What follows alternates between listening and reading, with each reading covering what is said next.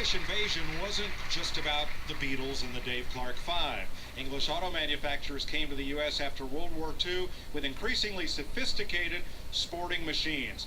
Steve, this might even go up about 5,000 because this car doesn't have rust. And all of these cars rusted from the bottom up, and the floors were the first to go. And since they're unibody, the floors were the frame. So a good solid car will bring more.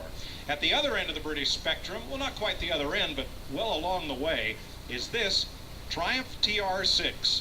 1976, within the last 6 months of TR6 production. These cars began as the TR4, 4A, TR250 in the US, TR5 in Britain with fuel injection, and then they got restyled, got a whole new body of the nose and a chopped off cam tail. Harry's car is absolutely gorgeous. I mean, this is show-winning quality, Harry. What have you had to do to it? It's a new car, mostly from frame up. Started out with paint job and rebuilt the engine, and everything else was redone, rebuilt, and mostly done by myself. Mike, this color with that color combination interior, don't you believe really adds a lot to a real connoisseur of British sports cars? Oh, absolutely. British racing green with biscuit in the interior, and a console that Harry makes. It's a reproduction of an Amco console, and he actually makes and distributes these as kind of a hobby.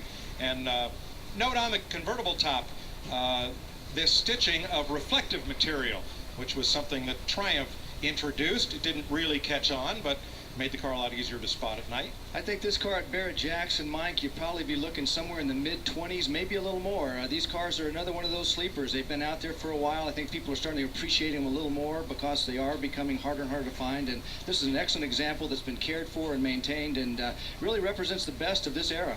I agree. I think this is a car with a lot of upside in the coming years. I've had them and enjoyed them a great deal. So, Tony and Harry, thanks for bringing them out here to us.